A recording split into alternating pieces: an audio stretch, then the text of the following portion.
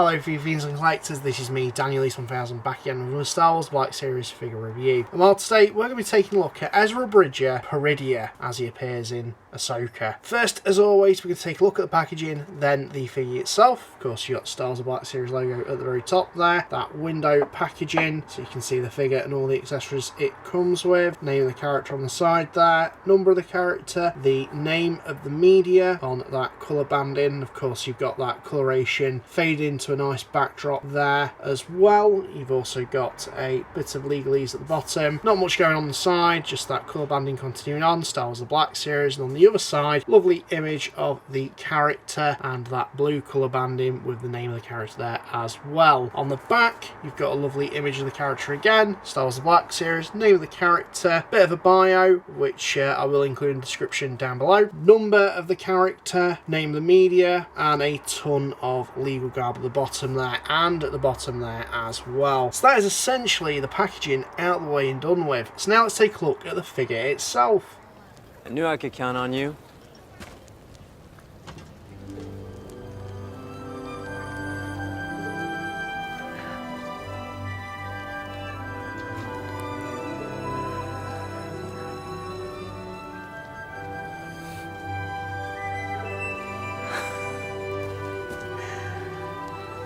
Though, sure took you long enough.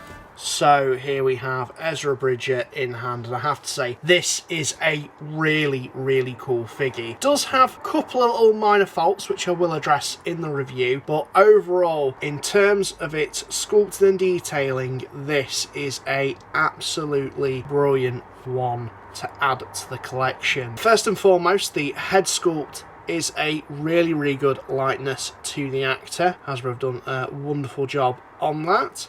The hair, the beard, really giving off Space Jesus, Space Moses vibes, which is very, very cool. Not quite how we was expecting, or at least I was expecting to see Ezra when he showed up in Ahsoka. At least the costume choice, the overall look of Ezra definitely gives off the impression of someone who's been abandoned for numerous years, isolated in the unknown regions. And while his costume looks very cobbled together, you've got some interesting kind of chainmail on the undersuit there, very Jedi-like robes that have been cobbled together with an interesting shoulder pad as well that is fabricated, and then you've got this rope going around, not sure what's going on with that, and then you've got these arm wrappings as well. An interesting little doodad on his forearm, wrappings for a belt, and an interesting little pouch as well just on the side. Just very, very interesting figure to look at overall, and just look at those boots. Real cool detailing on those. As I said, just has a very cobbled together look in terms of his outfit, using whatever materials he can find laying around. I love the texture as well that they've used on the outfit. Just really subtle, but works to amazing, amazing effect. My biggest complaint with this figure though comes in, you guessed it, accessories. I think they could have included a hell of a lot more with this guy. All he comes with is the lightsaber. So of course the blade can be removed from the hilt, and of course you can store the hilt through using the loop system on that hanger there to store it on himself. Of course, Ezra's lightsaber does take a piece that was intended for Kanan, as Hugh Yang explains. It's a very unique lightsaber there, but taking a bit of homage to his former master. But that's it. That's all the accessories he comes with, which is just really such a crying shame. Because the first time we see Ezra in action in Ahsoka, he's using the Force rather than using a lightsaber. The Force is my ally.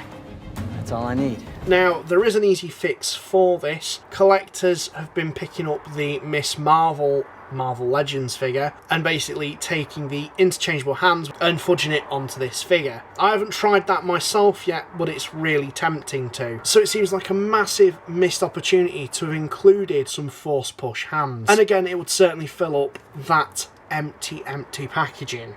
I mean, there's even an argument to be made that they could have also included a Nottie, one of the weird little crab people that Ezra hangs around with. That would have been cool. In terms of the articulation of this figure, really, really good stuff. He's got a ball joint head, ball joint neck, butterfly joints in the shoulders, ball jointed shoulders as well, ball jointed elbows, ball jointed wrists, ball jointed torso, ball jointed hips, swivels surprisingly at the tops of the thighs, ball jointed knees, swivel at the top half of the boot as well, and ball jointed ankles with the rocker joint. So you can get this guy in some really good dynamic poses. But those poses would have really been added to if he included force push hands. Can't stress that enough. It's really frustrating me. Hasbro are making some incredible figures, but they're just slightly missing the mark off from greatness with the sheer lack of accessories. And with this one, it's a pretty basic accessory in the form of those hands. It's really going to depend on your mileage and your affinity to Ezra. For me, I highly recommend him. The sculpt of this thing is really good and is going to accompany the other figures from your Ahsoka line extremely well. I'm really glad I've picked this one up, with gripes aside. But let me know what you guys think. Have you picked this one up, or are you going to be waiting for it to go on discount? Sound off in the comments down below, and while this is me, Daniel East 1000, sign out, and thank you very much for watching.